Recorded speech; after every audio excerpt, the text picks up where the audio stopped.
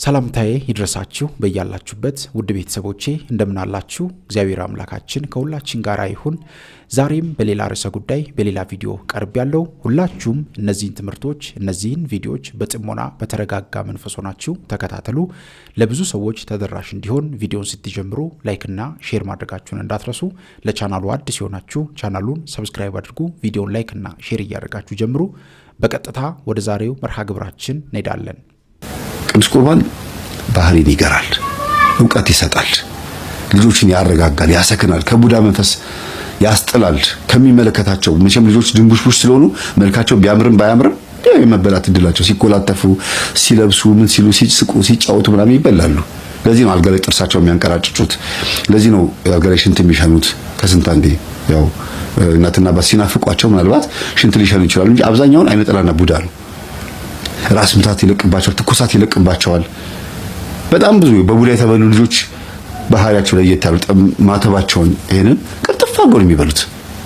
ይሄን በቃ መብላት ነው፣ መታገል ነው። በቃ አልታቸውን አንዳንድ ማተብ መስቀል ላይ ይሄታችን ነው ተበልቶ ክሩን ራሱ ይበጥሱታል። እንደዚህ ያደርጋሉ ልጆች። በቃ ያስቋቸዋል ስትባቸው እና ያ ምንድነው አይታወቃቸውም። እና አመዳም ናቸው ደግሞ በልጅነታቸው። ሲያድጉ ደግሞ በሴቶች ላይ ማዲያት የመውጣት ወንዶች ላይ የመክሳት ከሲታይ ምንም ቢበሉ ኑሮ አልገፋ ብሏቸው ልጆቹም ሚስቱንም ያስተዳድራል። ምን ይላል ጥሩ ይበላል፣ ግን ፉጨት አስተማሪ መስል ብሎ በቃ ይከሳል። ቡዳ መንፈስ በጣም ከባድ ነው። አባወራ ላይ ሲሆን ከእጅ ወዳፍ ይሆንበታል ሁሉ ነገር። እጁ በጣም የሥራ እጅ ነው፣ ግን ጠብ የሚል ነገር የለም። በህይወቱ ላይ ይጨነቃል። ለምን የምቀኛ የጎረቤት ቡዳ በልቶ ሲሆን ይችላል፣ የራሱ የቤተሰብ ሊሆን ይችላል። ብቻ ተበልቷል፣ እድሉ ተወስዶበታል። ኑሮ አልገፋ ይለዋል። ሙሉ በሙሉ ማለት አይደለም፣ በጣም ቢያንስ 50% ማለት ነው። ከማኔጅመንት ችግርም ሊሆን ይችላል አንዳንድ ጊዜ። ግን ማኔጅመንት ችግር እንዲፈጠር የሚያደርገው ምን እንደሆነ መጠናት አለበት። ሰው ሰርቶ እንዲያልፍለት ተፈቅዶለታል። ጥረህ ግረህ ብላ ተብሏል። ምድር በቃ ተፈቅዶለታል ምድርን ዘርቶ ሊጠቀምባት። ግን ደግሞ እርግማኑ በክርስቶስ ተወግዷል። ኩርንችት ታብቅልብህ ተብሎ ነበረ። ምድር ኩርንችት ታብቅልብህ። ኩርንችት ማለት ሚስማር ማለት ነው። ትናንሽ ሚስማሮችና ምን ማለት ነው? አሜኬላ ታብቅልብህ፣ አሜኬላና ኩርንችት ታብቅልብህ ተብሎ ቢረገምም ክርስቶስ ግን እንደገና መጥቶ ደግሞ መስቀሉን በምድር ላይ ተክሎ መስቀሉን በምድር ላይ ተክሎ በቀራንዮ ላይ ማለት ነው እንደ ቆዳ ተወጥሮ ተጠማሁ ብሎ መጠማታችንን፣ ተራብኩ ብሎ መራባችንን፣ ይብቃኝ አልፈልግም በቃኝ እሺ ጽዋ ከኔ ትለፍ ብሎ ኃጢአት በሙሉ እንድታልፍ አደረገ። ከዛ ቤዛ ሆነ። አሁንም ተፈቅዷል እንደገና በኢየሱስ ክርስቶስም በአብ በወልድ በመንፈስ ቅዱስም መሬቱን ባርኮ ስራን ባርኮ ገንዘብን ሁሉ ነገር ባርኮ መጠቀም ይቻላል። ግን በዛ ነገር ውስጥ ደግሞ ጣልቃ የሚገባ ሌላ ኃይል አለ ነው። የሚሰልብ ደግሞ አለ ነው። አይምሯችንን ሁልጊዜ አርቀን ማሰራት ያለብን ወይም ቀድመን መገኘት ያለብን ለጽድቅ ነው እንጂ ለተንኮል መሆን የለበትም። ለነገ ተስፋ ማሰብ ያለብን መንግስተ ሰማያትን ተስፋ መንግስተ ሰማያት ተብሎ የሚጠራው እንጂ ነገ እንደዚህ ሊያደርገኝ ይችላል ብሎ አስቡ። ጠንቋዩ እንዴት እንዳደረገ። እቺም ልጅ ደግሞ ኤሊስ ላይ ያለችው ደግሞ ታላቅ የምትባለው ልጅ አስቡት፣ ቀድማ ነው የምትገኘው። ድንገት እንደዚህ ተብዬ ልጠየቅ እችላለሁ ብሎ ቀድሞ አላቅም ላለ ማለት እኔ እንጃ እንኳን አላቅም ላለ ማለት ሁሉ ነገር እንዴት ሰው ሁሉ ነገር ልወቅ ይላል? ከባድ ነው አይደል? ኮመን ኖሌጅ የሚባል ነገር ያስፈልጋል። አዎ ኮመን ኖሌጅ ማለት ከሁሉም ከዶክተሬቱም ከኢንጂነሪንጉም ከአርቱም ከምኑ የሆነ ኮመን ሴንስ ሊሰጥ የሚችል ኮመን ኖሌጅ አጠቃላይ ዕውቀት መያዝ። ከዛ ውጪ ግን ዲቴል ገብቶ ራስን ማቃወስ አያስፈልግም፣ አላስፈላጊ ነው። ዲግሪዎች ቢደረደሩ ምንም ቢደረደር አያልፍም፣ ከልኩ አያልፍም። በአንዱ ላይ ነው ፕሮፌሽን የምትሆኑት። ፕሮፌሽንን የመሰለ ነገር የለም። አንድ ነገር ላይ ፕሮፌሽን መሆን ያስፈልጋል። ሁሉንም ከመነካካት ወጥሮ መያዝ አንድን ስራ በቃ ፉል ታይም አድርጎ አንድ ነገር ላይ ስኬታማ መሆን ነው የሚያስፈልገው እንጂ ነካ ማድረግ ከንቱ ነው የሚያደርገው። የእንተባቢ የዚህ ዘመን ሰው አይደሉም። ቁጥራቸው ከተረፋበው ነው፣ ከብፁዓን አባቶች ነው። አስመስሎ መኖር አስመስሎ ማደር አያውቁ። በውስጥ ያለውን ክፋት እንቅጩን ይነግሩሃል እንጂ አደባብሶ ማለፍ አያውቁ።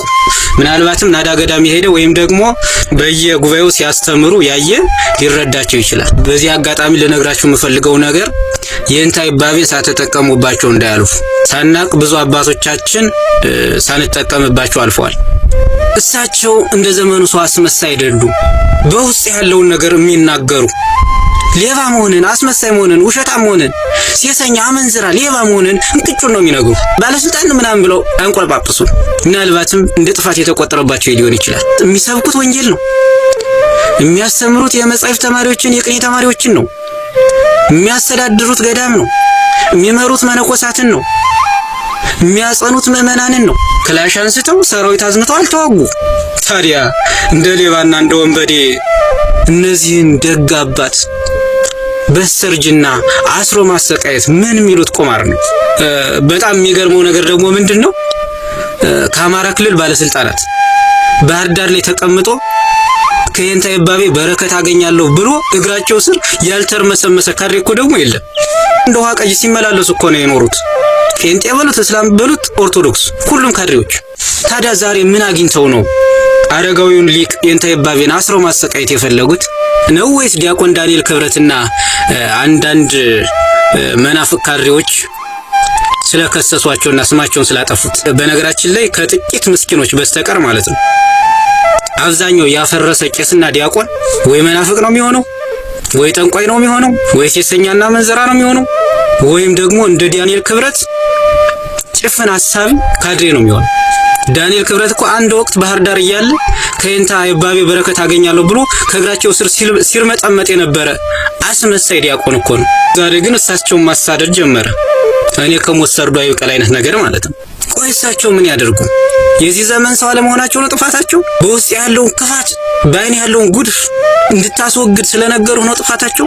እንደ ሌሎች አስመስለው ስለማይኖሩ ነው ጥፋታቸው?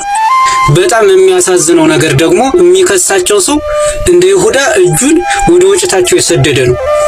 ደሞመንት ስራ የፈታህ ጊዜ ላይ ማረግ የሚጠበቅብህን ማቆም የጀመርክ ጊዜ ላይ ማረግ የማይጠበቅብህን ማድረግ ትጀምራለህ። ልክ ስራ መፍታት ሲጀምር ሌላ ስራ ሰጠው እና እንዲያውም የኛ ቤተክርስቲያን አባቶች ምን ይላሉ መሰለ? ሰው ራሱ ላይ መስራት ያቆመ ጊዜ ላይ የሌላው ሰው ድክመት መታየት ይጀምራል ይላል። ራሱ ላይ መስራት ሲያቆም ሌላ ድክመቶች መታየት ጀመሩ። ከዛ መጥቶ ብትበሉት አምላክ ትሆናላችሁ አሉና ቅዱስ ኤፍሬም እንደው ምን ይላል? ብትበሉት አምላክ መሆን የሚቻል ከሆነ ለምን ይነግራችኋል እናንተ? እሱ ራሱ ከወደቁ አምላክ መሆን ፈልጎ እኮ ነው። በልቶ አይሆንም እንዴ አይደል? ሔዋንም ኳስችን ማድረግ ትችል ነበር። በጣም ቤዚክ ጥያቄ ነው። በጣም በቃ ተራ ጥያቄ ነው። በልታችሁ አምላክ ትሆናላችሁ ሲል ከዛ ቀጠለላችሁ። እንዳትበሉት ያረጋችሁ እኮ ክፉና ደግን እንዳታውቁ ስለፈለገ ነው አለ። ሔዋን አሁን ነገር ያለው ክሊር የሆነ ያለ ኃጢያት ያለ ጭንቅላት ነው ያላት። አዳምም እንዲሁ። አንተ የምታወራው ራሱ ራይት ኦር ሮንግ ይሁን በምን እናውቃለን ማለት ትችላለች። መለየት የማንችለው ነገር ከሆነ አንተ እንዴት የምታወራው ጤነኛ ይሁን አይሁን በምን እናውቃለን ማለት ትችላለች። ኮምፕሊትሊ ከእንደዚህ አይነት ነገሮች ነው ኒግሌክትድ የሆነችው። በቃ አቆመች። በቃ ከዛ በኋላ መመኘት ጀመረች። እንግዲህ አስበው ያንን እኮ ጸበለስ ብዙ ጊዜ ስትራመድ አይተዋለች ገነት ውስጥ። ደሞመንት እሱ መናገር ሲጀምር ግን አይታው በማታውቀው መልኩ መመኘት ጀመረች። አይኗ ተከፈተላት ለክፋት ማለት ነው። የበሉበት ብቸኛው ምክንያት አምላክ መሆን እንፈልጋለን የሚል። በሌላ አማርኛ አዳምና ሔዋን እያደረጉት ያለው ክፋትና በደል በነገራችን ላይ በዘመናዊው ቋንቋ እንግለጸው ካልን መፈንቅለ መንግስት ነው። አዳምን ከዙፋኑ ከአምላክን ከዙፋኑ አውርደን እኛ መንገስ እንችላለን የሚል አይነት አቋም እና እስኪ በኖርማል ላይፍ ባለን በዚህ ዓለም እንየው። አንድ ሰው በሆነ ሰው መንግስት ላይ መጥቶ ቢያምጽ ምን አይነት ነገሮች ነው ሜዠርመንቶች ሊወሰዱ የሚችላል? አንደኛ ትሪዝን ነው ሊባልም ይችላል። በቃ መስመር አልፈሃል፣ የፀሐይንም ብርሃን ላታይ ትችላለህ፣ ከዛ በኋላ ልትሞትም ትችላለህ፣ የሆነ ነገር ሊወሰድብህ ይችላል። የአዳምና ሔዋን ክፋት እሱ ነው። ጉዳዩ የሆነ ነገር ቀጥፎ ከመብላት ጋር አይደለም፣ የሆነ ስራ ከማድረግ ጋር አይደለም፣ ያደረጉበት ኢንቴንሽን። ለዛ ነው ከሌሎቹ ኃጢያቶች ጋር ስናነጻጽረው ሌላው ቢገልም የገደለው አምላክ ሆናለሁ ብሎ ፈልጎ አይደለም። አሁን አቤልና ቃየል ወንድሙ አቤልን ሲገለው የገደለው አምላክ መሆን ፈልጓልም ቀንቶ ነው። እነዛ በውሃ የጠፉት ሰዎች ሲጠፉ የጠፉት አምላክ መሆን ፈልገው አይደለም፣ በኃጢአታቸው አላቆም ስላሉና በዛው ስለቀጠሉ። ሌሎቹንም ብታያቸው አብዛኞቹ ኃጢአቶች በተለይ ከአዳምና ከሔዋን ጋር በኋላ የመጡት ማለት ነው የተነሱበት ኢንቴንሽኑ እንዳንዳምና እንደሆነ ለዛ ነው ያቺ ጥፋትና የሰሯት ስራ እግዚአብሔርን ብዙ ዋጋ አስከፍሎታል። አንደኛ እንግዲህ አስበው አሁን አንዳንድ ሜታፎሮች ወይም ምሳሌዎች ባይጠቀሱ ቢመረጥም ጉዳዩን ለማስረዳት ግን እንጠቀምባቸው። ለምሳሌ አንተ በእግዚአብሔር ቦታ ብትሆን ኖሮ እና ያጠፉትን አዳምና ሔዋንን ምን ብለህ ልትቀጣቸው ትችል ነበር ብለህ አስብ። አዳምን የቀጣው በላብህ በወዝህ ጠረግራ ብላ ብኖልት እዛ ምድሪቱም እሾህና አሜከላ ታብቅልብህ አለው። ያው ኦብቪየስሊ እንዳልኩት ቅድም አዲስ የሚፈጠር ፍጥረት የለም እሱ ካጠፋው ጥፋት በኋላ። ምድር ያለው ሰውነቱ ነው። ድሮ ፒዩሪቲ ነበረ፣ ንጽህና ነበረ፣ ክላሪቲ ነበረ። አሁን ግን ስለዚህ ጥፋትህ በክላሪቲ ውስጥ እንክርዳድ እንዲኖርበት አደረገው። በቃ እስቲ ስትራግል አርግ። ያለ ዋጋ ነው። አየህ ያለ ዋጋ ያገኘውን በጣም ብዙ ነገሮች በነገራችን ላይ ፎር ግራንትድ ተወስዷል። ልክ ያጣኸው ጊዜ ላይ ግን መልሰ እዛ ቦታ ላይ ለመገኘት የምትከፍላት ዋጋ ምን አለ ባልወደኩኝ ያሰኛል። አዳምን እንዲህ አለው ሔዋንን ምጥሽን ጻርሽን አበዛብሻለሁ ፈቃድሽ ወደ ባልሽ ይመለስ ብለው ረገማት። ከዛ ሶስተኛ እባቢቱን ደግሞ እግሯን የነሳት። በትውፊት አባቶች ሲያስተምሩ እባብ እግር ነበራት። እግሩን አሳጣትና በደረቷ እንድትሳብ አድርጎ እሷ ሰኮናውን እግሩን እንድትነድፍ ያ ሰው ደግሞ ጭንቅላቷን እንዲረግጣት ተደርጎ ተረገመ። እርግማኑ የጀመረው በነገራችን ላይ ከባብ ነው። አይገርምህም? ራሱ መጀመሪያ የተረገመችው እባብ ነው። ግን መጀመሪያ እኮ ያጠፋችው እሱ አይደለች። እኔ ገርመኛል ራሱ ማለት እባቢቱ አልቀጠፈች፣ አብራ አልበላች፣ ምክር ከመስጠት ባለፈ የሰይጣን ማደሪያ ሆና ማለት ነው። ግን ከሷ ነው የጀመረው። ለምን ይባላል? የሷን መረገምና ያላትን ነገር ማጣትን አዳምና ሔዋን ተቀምጠው ሲመለከቱ ጀጅመንቱን እነሱም ጋር ይሄ ጽዋ እንደሚመጣ አውቀው ልባቸው ለንስሐ ክፍት እንዲሆን። ስለዚህ ይሄ የጎረቤትህ የሆነ ጥፋት አንተ ላይ እስኪደርስ መጠበቅ የለብህም። ለዛ ነው ብሂል አለ አባባል ነው። በእርግጥ ምን ይባላል? ሞኝን እባብ ሁለት ጊዜ ነድፈዋል፣ አንድ ጊዜ ሳያውቅ ሁለት ጊዜ ሲያሳይ ይባላል። ሳያውቅ ቢነድፈው ይሻላልወክም በእንዴት የነደፈን እባብ እሱን የነደፈኝ ብለህ እያሳየ ደግሞ ይነድፋል። በጣም የሆነ ፉሊሽ ነው፣ ሞኝነት ነው በጣም። የነሱም እንደዛ ነው ያደረገላቸው። እባቢቱን እየረገመ ለነሱ የንስሐ በር ከፈተ። ወዲያውኑ እነሱም የጥፋታቸውን ውጤት ካገኙ በኋላ ይቅርታን የጠየቁት። ማረን፣ ይቅር በለን፣ አጥፍተናል እያሉ ብዙ ጊዜ አልቅሰዋል።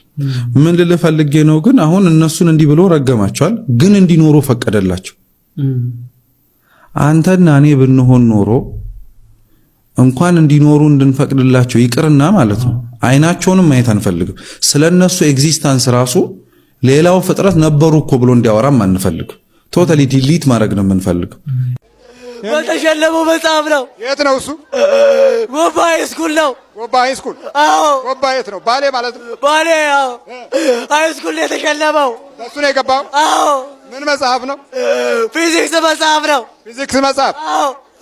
እንደገባበት ታውቃለህ? አዎ አውቃለሁ። ከዛን ጊዜ ጀምሮ በቃ መንፈሱ ራሱ ተለውጧል። እናውቀዋለን፣ ያደረገውንም እናውቀዋለን። እሱም ከዛን ጊዜ ጀምሮ ጤነኛ አመለካከት የለውም በቤተሰብ ላይ ራሱ። ምን አረከው ልጁን? እናቴ ማርያም አከተብራል በርከ ማርያም በርከ ኢየሱስ ይደግመብናል እየተማረ አዎ ያቃጥለናል። ዘሬ ጎለጎታ ጨረሰችን ጎለጎታ ጨረሰችን። አዎ ካት ላይብረሪ ሲመጣ ሰይጣን አጋንንት ነው። ሰይጣን ላይ ነው የሚደግመው። ሰይጣን አጋንንት ነው። ሰይጣን አጋንንት ብለን ስንት ናችሁ ጠቅላላ?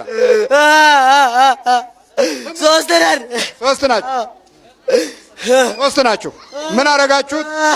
ምን አረጋችሁት? በቃ ፈተና እንሸፍንበታለን። ምንም አጥርቶ ይገባል። ማይሰራው ጥያቄ የለም። ፈተና ላይ ሲመጣ ግን አንድ ነገር ለምን እንዲህ ታረጉታላችሁ? ታዘለው ታዘዛችሁት? አሰለፋክሉት አሳብዱት ነበረ ተባላችሁ? አዎ። እብድ እኮ ሲያይ እንዴት እንደሚወድ እብድ ካየ እብድ ሲያይ ደስ ይለዋል? አዎ። እንዴት እብድ ሲያይ? እንደ ዛሬ ያዛዘዘው አንድ ቀን ከተማ ወጣና የሆነችን ዝም ብሎ ፈዞ አያት። ከዛም በኋላ ምን እያረኩ ነው ብሎ እንደገና ካለፈኝ በኋላ ነው ተነስቶ ሄደው። እብድ ሲያይ ደስ ታሰኘዋል? አዎ። የመቀሌው ምንድነው? ሰይጣን ነን። የት ያስከው? ለምን ያስከው? የመቀሌው 9 ተኩል ቀን ላይብረሪ ሲመጣ ነው ብቻውን ቀን። አዎ የሆነ ፒሲ ባግ ይዘን መሰል ነው። ፈርቶ ነበር፣ ሰው ጭር ብሎ ነበር።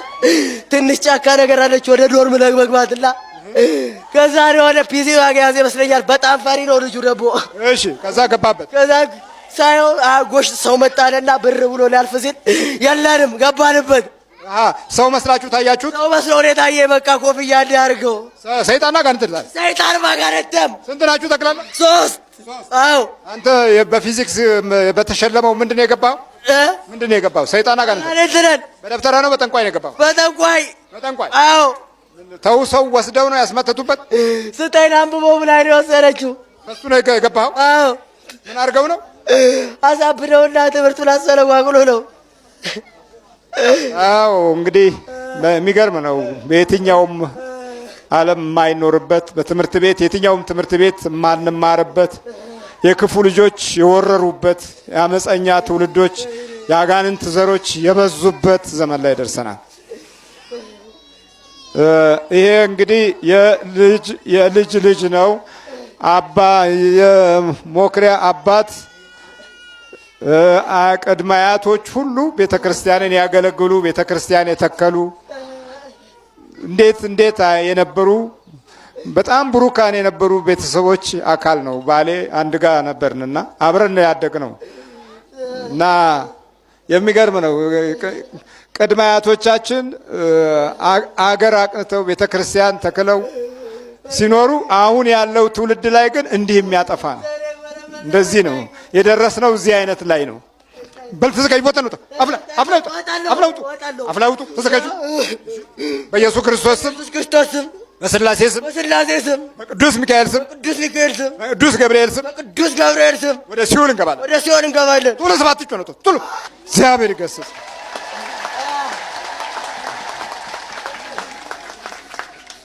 የሚገርም ነው። ተነስ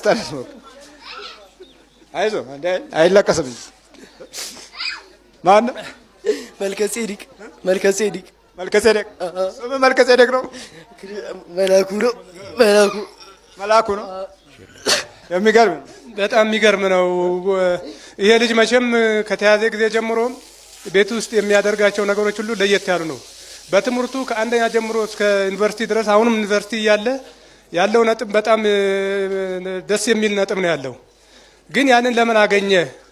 በይበልጥ ደግሞ 10ኛ ክፍል ሆኖ 4 በማምጣቱ አንድ ክላስ የነበረች ልጅ ነበረች፣ እናቃታለን። እዛ ጎረቤት ነች። ተዋሰችው። እሱን ከተዋሰች ጊዜ ጀምሮ ልጁ በቃ መንፈሱ የተለወጠ ነው የሆነው። ቤተ ክርስቲያን ይሄዳል። እንደ ድቁና ትምህርት ሁሉ ጀምሮ ድቁና ትምህርትም ይማር ነበር። ይሄንን ሁሉ በላዩ ላይ ይዞ መቀሌ ዩኒቨርሲቲ ውስጥ እያለ ይህንን ሁኔታ እለት በእለት እየተለወጠ መጣ። እዚህ ከመጣ ጊዜ ጀምሮ እንቅልፍ የሚባል ነገር የለም። እኛ ቤተ ክርስቲያን እንሂድን ስንለው እሱ እሺ አይልም፣ እምቢ ይላል። እስቲ ቆይ ወደ አባ ይዤ ልሂድ፣ አባ ጋር ይዤ ልሂድ አልኩና እንዲሁ ወደ አባ ይዤ መጣሁኝ። ይኸው እንግዲህ እንደምታዩት ነው። እግዚአብሔር መቼም ሳይሰጥ አይጣላም አለው። እሳችን አባታችንን የሰጠን አምላክ እስቲ አንዴ እልል ብላችሁ አመስግኑልኝ። እልል ብላችሁ አመስግኑልኝ። 3 ጊዜ እልል ብላችሁ አመስግኑልኝ። አይዞህ በርታ። በደንብ ቀጥቅጣው ነው ማተብ ይሰጣል። ማተብ እንዴ ነው። በል በርታ። እንግዲህ በደንብ ያው እንግዲህ አብሮ አደግም ነን። እዛ ድሮ በደንብ እንተዋወቃለን። አባ ወልደ ጻድቅ ይባላሉ። ቅድመ አያታቸው አይደል? ቅድመ አያታችሁ ማለት ነው። አዎ ቅድመ አያታቸው በጣም ባሌ ጎባ ባልወልድ ላይ ረጅም ዘመን ያገለገሉበት ናቸው። ከመቆርቆሩ ጀምሮ ከኔም አባት ጋር ሲሸኛኙ አንድ ወደ ቤት ሲያስገባ እንዲህ አይነት ህብረተሰብ የነበረበት ዘመን ዛሬ ደግሞ አትኑር የሚል ትውልድ ላይ ደረስን። ድሮ ተጫውተው አልነጋ እያላቸው ወይ አልመሽ እያላቸው በቃ እንዲህ አይነት ፍቅር ያሳዩ የነበሩ ዛሬ ደብተር እየወሰዱ ማስመተት ምናምን እዚህ ደረስን። በል በርታ በርታ በርታ። እሺ አምጣ በል ተበሉ በርታ ቀጥቅጥ በደንብ። እሺ በዚህ ዘመን እየደገምናቸው ያሉ ኃጢያቶች አሉ። እንዳንመጻደቅ ነው ይሄንም ነግራችሁ። አሁን አዳምና ሔዋንን መኮነን ስለ አዳምና ስለ ሔዋን መነጋገር ብቻ ሳይሆን በዚህ ዘመን ሰይጣን ተልኮ ከሰይጣን ጋር እንነጋገር ከሰይጣን ጋር እያወራን ነው። በብዙ መልኩ ሰይጣን የሚጠቀምባቸው በጣም ብዙ ነገሮች አሉ። ለምሳሌ ልክ ያኔ ሰይጣን በሔዋን በኩል አዳም ፍሬው እንዲበላ እንዳደረገ ሁሉ ዛሬም ሰይጣን በሴቶች በኩል ዓለምን እየቀየረ ነው። በሴቶች አለባበስ በኩል፣ በሴቶች ቁንጅና በኩል፣ በሴቶች አስተሳሰብ በኩል፣ በሴቶች ስልጣን በኩል። እኔ ሴቶች ስልጣን አይገባቸውም አይደለም ሐሳቡ፣ ግን ለምን መጠቀም እንደፈለገ ግን በደንብ ልታጤኑት ያስፈልጋል። ሴቶች ስልጣን እንዲኖራቸው ከዛ ባሎቻቸውን እንዲንቁ እንዲፈቱ፣ ጋብቻ የሚባል ነገር እንዳይፈልጉ፣ በፌሚኒዝም አስተሳሰብ ወይ በሴትነት አስተሳሰብ ውስጥ ጥልቅ ብለው ገብተው ወንድ የሚባል እንዲጠሉ፣ ጋብቻ የሚባል እንዲጠሉ፣ ልጅ መውለድን እንዲጠሉ፣ እናትነትን እንዲጠሉ፣ እናትነትን እንዲሸሹ፣ ሴትነትን እንዲጠሉት፣ ጾታቸውን እንዲጠሉት እንዲሆኑ ይደረጋል። ከዛ ደግሞ ወንዱም እንደዛው ጾታውን እንዲጠላ እንደዛ እንዲሆን ይደረጋል። የምታዩቸው የቢዝነስ ማስታወቂያዎች አብዛኞቹ በሴቶች በኩል ይሰራል። በሴቶች በኩል መሰራቱ ብቻ አይደለም፣ እንዴት እንዲለብሱ ህግ ይወጣላቸዋል። ምን አይነት ሜካፕ መቀባት እንዳለባቸው፣ ምን አይነት ንግግር፣ ምን አይነት ቃል መጠቀም እንዳለባቸው፣ ምን አይነት አረማመድ፣ ምን አይነት ጫማ፣ ምን አይነት ፋሽን መከተል እንዳለባቸው፣ በምን አይነት ቋንቋ መናገር እንዳለባቸው ህግ ይወጣላቸዋል። እነዚህ ነገሮች ምን የማድረግ ይመስላችኋል? ሰይጣን ከዚህ ዓለም ሰዎች ጋር እንዲያወራ የማድረግና የዚህ ዓለም ሰዎች በሰይጣን እንዲማረኩ እንደገና ያንን የበለስ ፍሬ እንዲበሉ አሁንም የተዘጋጀችልንን ገነት እንዳንወርስና ከገነት እንድንወጣ ሁለተኛው የሰይጣን ፕሮጀክት ነው ይሄ። የመጀመሪያው ፕሮጀክት ፌይል አድርጓል። ክርስቶስ መጥቶ ተሰቅሎ አክሽፎታል። አሁን ያለንበት ሁለተኛ ፕሮጀክት የሰይጣን ሁለተኛ ፕሮጀክት ላይ ነው። ስለዚህ ሰይጣን እነዚህ ነገሮች ይጠቀማል እና ጥንቃቄ ያስፈልጋል። ምን እናደርጋቸው ነገሮች በስልኮቻችን በኩል በቴክኖሎጂ በኩል ምን ሰይጣን በጆሮአችን ምን ሹክ እንደሚለን መጥቶ አምላክ ትሆናላችሁ ብሎ እንዴት እንደሚሰብከን እንዴት እንደሚያደርግ። አሁን ብዙ ሰው አምላክ ለመሆን በጣም በብዙ መልክ የሚጥር በጣም ብዙ ሰው እኮ አለ እኮ። የራሱን ኢጎ የሚያመልክ በጣም ብዙ ሰው አለ። ራሱን የሚያመልክ አምላክ ራሴ ነኝ ብሎ በድፍረት የሚናገር ብዙ ሰው አለ እኮ። ኤቲዝም ምንድን ነው? እምነት አልባነት ምንድን ነው? ሃይማኖት አልባነት ምን ይመስላችኋል? ራስን ማምለክ እኮ ነው። ራስን ማምለክ፣ የራስን ነፍስ ማምለክ። እኔ ከሁሉ እበልጣለሁ፣ ሁሉን ማድረግ እችላለሁ፣ በገንዘቤ መግዛት እችላለሁ፣ በገንዘቤ የምፈልገውን አደርጋለሁ፣ ስለዚህስ አምላክ የሚባል የለም ብሎ ማመን እኮ ነው። ይሄ ነው እኮ ከሰይጣን ጋር ማውራት ማለት፣ ከዲያብሎስ ጋር መነጋገር ማለት ይሄ ነው። በጣም በዚህ ዘመን ብዙ ነገሮች እየተደረጉ ብዙዎቻችን 666ን እንጠብቃለን፣ ግን ሰይጣን ቀድሞ ገብቷል። በጣም አሳዛኝ ይሄ ነው። እኛ የምንታለለው ለምሳሌ ልክ አይሁዳውያን ክርስቶስን እየጠበቁ ከክርስቶስ ጋር ተላልፈዋል። መሲህ እየጠበቁ ከመሲህ ጋር ተላልፈዋል። የሚጠብቁትን መሲህ ሰቅለው ገለዋል። ከዚህ እግዚአብሔር ይሰውረን። አንዳንድ ጊዜ ምን ይሆናል መሰላችሁ? የምንጠብቀው ነገር መጥቶ ግን የምንጠብቀውን ነገር ቀጥቅጠን የምንገልበት ጊዜ አለ። የምንጠብቀው ነገር እኮ ተሰጥቶናል። የምንፈልገው ነገር ተሰጥቶናል። የምንድንበት ነገር ተሰጥቶናል። የሚጠቅመን ነገር ተሰጥቶናል። ግን የሚጠቅመንን ነገር ሰቅለናል። የሚጠቅመንን ነገር ሸጠናል። ስለዚህ ሌላ እየፈለግን ነው። ተላልፈን ሁሉ ሊሆን ይችላል። ከሚጠቅመን ነገር ጋር ተላልፈን ሊሆን ሁሉ ይችላል፣ ከምንፈልገው ነገር ጋር እና እንደ ክርስቲያን ጥንቃቄ ማድረግ ያስፈልገናል። በመጨረሻም እንግዲህ ውድ ቤተሰቦቼ በዛሬው ቆይታችን በዛሬው ትምህርቶቻችን እነዚህንና መሰል ጉዳዮችን ለመዳሰስ ለማየት ሞክረናል። በዛሬው ትምህርቶቻችን ብዙ ነገር የተማራችሁ ብዙ ነገር ያገኛችሁ ይመስለኛል። እንግዲህ ሁላችንም የተማርነውን የሰማነውን ደግሞ በተግባር ቀይረን ደግሞ ህይወታችንን የጎደለ ነገራችንን የምንሞላበት የምናስተካክልበት እንድንሆን እግዚአብሔር አምላካችን ቅዱስ የእግዚአብሔር አምላካችን ቅዱስ ፍቃዱ ይሁንልን። ሁላችንም እንበርታ፣ እንጠንክር። እንግዲህ 30 60 100 ፍሬ እንድናፈራ እግዚአብሔር አምላካችን የሰማነውን ቃል እግዚአብሔር በህይወታችን የታተመ ያድርግልን። ፍሬ የምናፈራበት እንድንሆን እግዚአብሔር አምላካችን ያግዘን። ሁላችንም እንተጋገዝ፣ እንበርታ። በሀገር ውስጥም ከሀገር ውጭም ያላችሁ ቤተሰቦቼ በያላችሁበት ሰላም እግዚአብሔር ከሁላችሁ ጋር ይሁን ላለሁኝ። እንበርታ፣ እንጠንክር። ይቆየን። አሜን።